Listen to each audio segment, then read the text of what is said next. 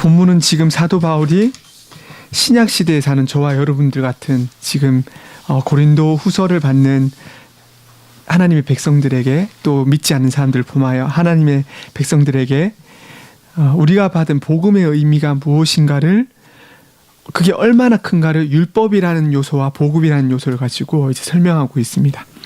그러면서 지금 율법과 복음을 마치 대조하는 것처럼 이렇게 설명합니다. 첫째로, 율법 조문은 죽이는 것이요 영은 살리는 것이다.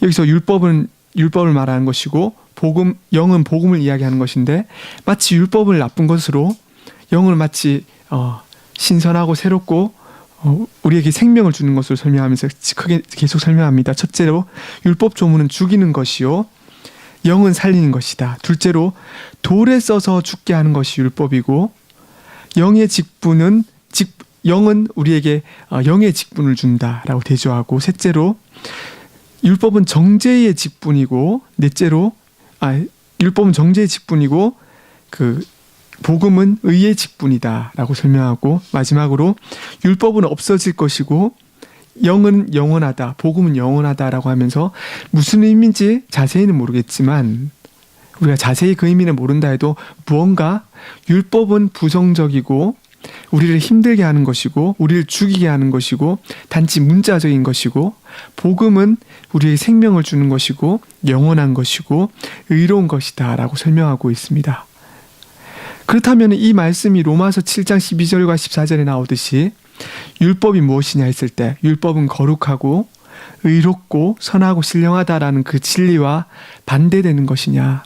사도 바울이 로마서도 썼고 고린도 후서도 썼는데, 여기서는 율법을 마치 죽이는 것이요 단지 문자일 뿐이다, 돌에 새겨진 것이 아니냐, 십계명 돌판처럼, 그리고 정죄하는 것이다, 없어질 것이다 라고 이야기한다면 마치 어떤 차이가 있는 것이냐. 사도 바울이 앞에는 선하고 의롭고 거룩하고 신령하다 했다가 뒤에서는 고린도후서에는 지금 죽이는 것이고 우리를 힘들게 하는 것이고 정죄하는 것이다. 이게 대체 어떻게 된 것입니까? 라는 질문을 가지게 되는 것입니다. 우리는 이미 답을 가지고 있죠. 율법의 본질은 무엇입니까? 따라할까요? 경건하고 올바른 삶의 규범이다.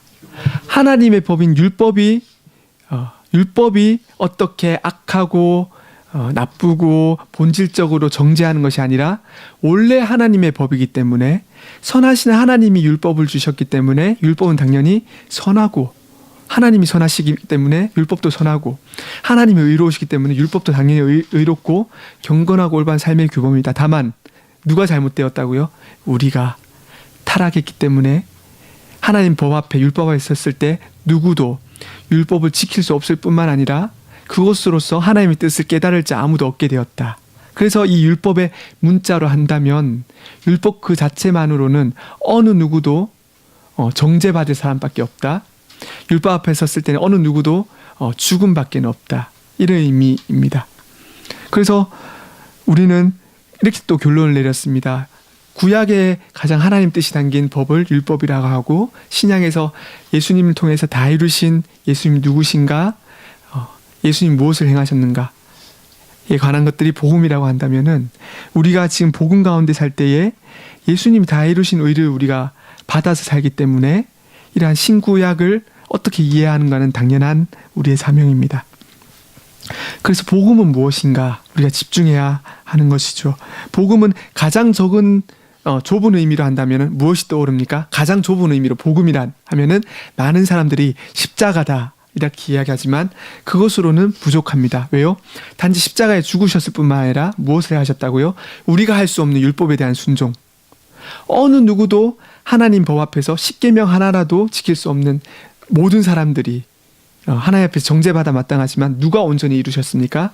십자가에 죽으셨을 뿐만 아니라 이 땅에 태어나셔서 우리와 동일한 사람이시되 뭐가 없으신 분입니까? 죄가 없으신 분으로 오셔서 그대로 하나님 말씀 그대로를 다 이루셨으니, 따라할까요? 행하신 순종, 당하신 순종.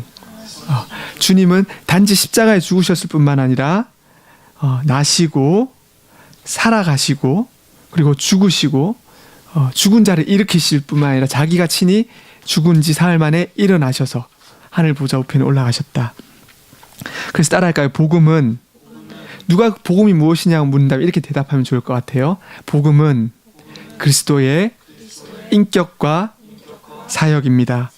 인격이란 말은 우리 자체, 사역이란 말은 우리가 행한 일, 그리스도의 인격과 사역이라고 하면은 예수님이 누구신가? 그게 인격입니다. 예수님은 누구신가? 우리가 고백하죠. 참 하나님이시자 참 사람이십니다.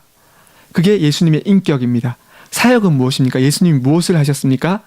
참 하나님이시자 참 사람이신 예수님께서 십자가에 못 박혀 죽으심으로 할 때 그런 것들이 이제 복음입니다. 그래서 칼빈 목사님이 이렇게 복음을 설명했어요. 따라할까요? 첫째로 그리스도 안에서 제시된 은혜의 선포. 그리스도 안에서 선포된 우리에게 허락된 은혜다. 두 번째로 따라할까요? 복음은 그리스도의 비밀을 분명히 공표하는 것, 우리에게 알려주는 것이라고 합니다. 그래서 복음은 그리스도가 누구신가를 드러낸다. 아무에게나 드러내지 않기 때문에 그리스도의 영을 부음받은 자, 예수님 친히 보내신 영을 받은 자만 알기 때문에 비밀이라고 합니다. 비밀이라고 합니다. 그래서 마가복음 1장 1절은 복음의 시작은 주님이시다, 예수님이시다고 이야기하고요. 디모데후서에는 복음으로 생명과 썩지 아니할 것을 드러내셨다. 우리로 하여금 이 땅에서는 남들보다 더 힘든 것 같고 우리가 더 왠지 더 고난을 당하는 것 같고 매일 눈물은 더 흘리는 것 같고 그렇지만 디모데후서에서 생명이 있다. 우리에게 썩지 아니할 것이 우리에게는 있다라고 합니다. 누구로 말미암아? 그리스도로 말미암아 그렇다고 선포합니다. 그래서 따라할까요? 복음은 예수에 관한 예수로부터의 복된 소식입니다. 복음 그러면은 율법과 복음 이렇게 해서 율법은 버려야 할 것, 복음은 우리의 것, 이게 아니라 율법도 선하기 때문에 우리는 이렇게 외쳐야 됩니다. 율법과 따라할까? 율법과 그리스도.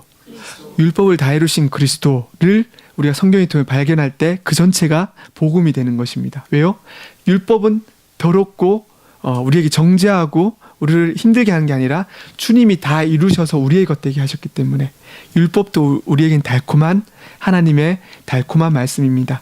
때로는 우리에게 힘들게 해도 그건 아버지가 우리에게 사랑으로 하는 것과 같이 사랑의 말씀이지 우리를 힘들게 하는 말씀이 아니게 되는 것이죠. 그래서 다시금 복음을 전체적으로 성경 전체를 통해서 정리한다면 이렇게 할 수 있을 것입니다. 첫째로 진리의 말씀. 골로새서 1장 5절에 나옵니다. 첫째로 복음 진리의 말씀입니다. 둘째로 따라할까요? 모든 믿는 자에게 구원을 주시는 하나님의 능력이다. 로마서 1장 16절 말씀이죠. 셋째로 천국의 복된 소식이다. 복음을 이 땅의 지상의 사람들이 감히 어떻게 꺼내어서 만들어서 발견하거나 발명해서 할 수 있는 것이 아니라 천국의 복된 소식이라고 마태복음 기자가 계속해서 선포합니다. 따라할까요? 네 번째로 구원의 말씀이다. 그래서 복음은 진리의 말씀, 모든 믿는 자의 구원을 주시는 하나님의 능력이고 천국의 복된 소식이고 그리고 구원의 말씀입니다. 그렇다면 우리가 신구약의 같은 점을 지난주에 우리가 배웠습니다. 다 차이점은 무엇일까요? 할 때 신구약의 차이점 분명히 있습니다. 율법과 복음의 차이가 있듯이 신구약의 차이도 있는데 이 차이점은 단지 차이점만 봐서는 안 되고 무엇의 전제에서 봐야 된다? 같은 점 또는 동일한 점에 근거해서 차이점을 보아야지 안 그러면은 구약 성경과 신약 성경을 분리하는 오류에 빠지게 됩니다. 율법과 복음을 분리한 사람이 루터교입니다. 우리는 율법과 복음을 구분하지 않지만 많은 사람들이 오늘 율법과 복음 이렇게 해서 마치 율법은 부정적인 것으로 보는 경향이 가는데 우리는 그렇지 않다.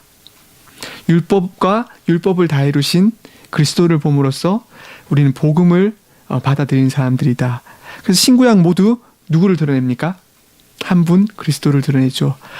근데 구약과 신약의 차이는 뭐냐면은 저는 옛날 군대에 있을 때 새벽 4시에 순찰을 나가면은 저 지평선 해가 뜨는 시간 전후를 BMNT라고 해서 이제 새벽 4시 25분 되면 꼭 지평 바다 그 너머에서 빛이 가느다랗게 비쳐요.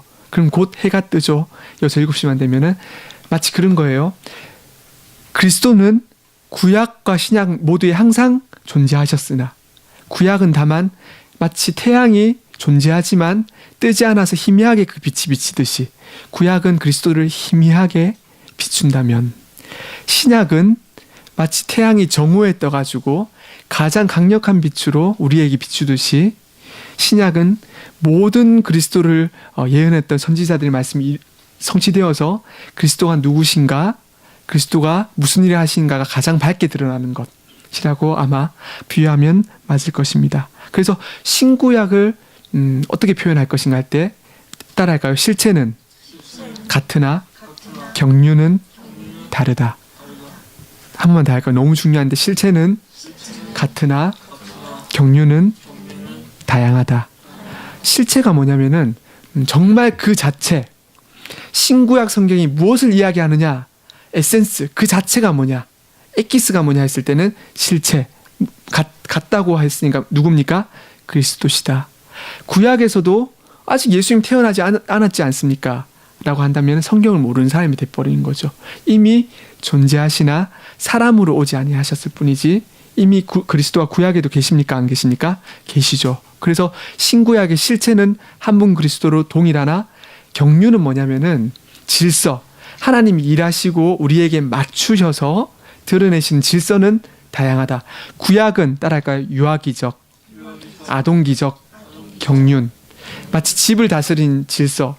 의사가 민서에게 저에게 치료하듯이 막 할 수는 없죠. 민서에겐 더 피부도 약하고 애가 약하니까 더 살살하고 마리아만 돼도 의사가 어떻게 합니까? 더 이렇게 과격하게 다루죠. 저는 뭐 말할 것도 없죠. 그냥 뭐 약 안 먹어도 된다고. 이렇게 아기와 어른에게 의사도 심지어 하는 처방이 다른데 하물며 하나님 우리에게 어떻게 하시겠습니까? 그렇지만 의사가 아기에게 장염이 걸린 아기에게 하는 처방이나 저에게 하는 처방이나 그 약의 내용은 같을까요? 다를까요? 병이 똑같기 때문에 약의 내용이 똑같죠? 마찬가지예요.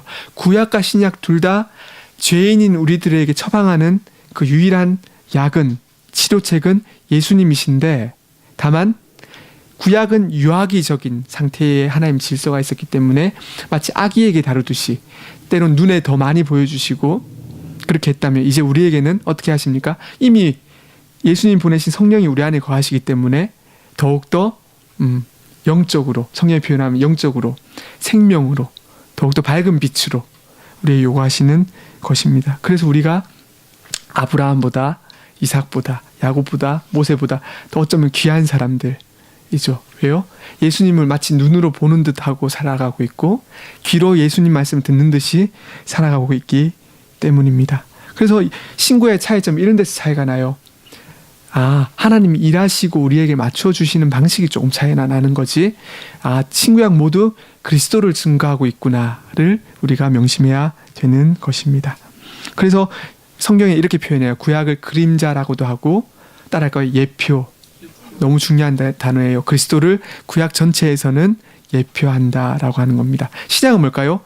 구약이 그림자였다면 신약은 실체라고도 하고 그림자가 비추었던 정말 내용 실체라고도 하고 몸이라고도 하고 이게 이제 구약과 신약을 표현하는 혹은 율법과 복음을 표현하는 내용인 것입니다.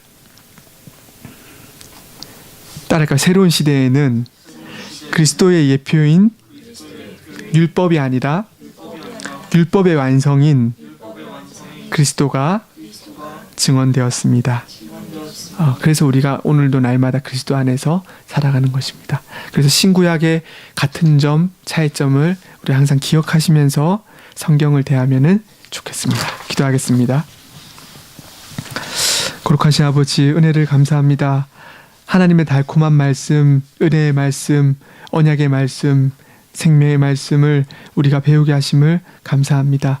너무도 달콤한 말씀을 우리가 순종할 수 없사오니 우리에게 말씀을 주신 하나님께서 능력 주셔서 날마다 순종하게 하시고 이 바쁜 삶 속에서 하루에 단 한 절이라도 주의 말씀 기억하며 사는 은혜의 자녀들 되게 하여 주시옵소서.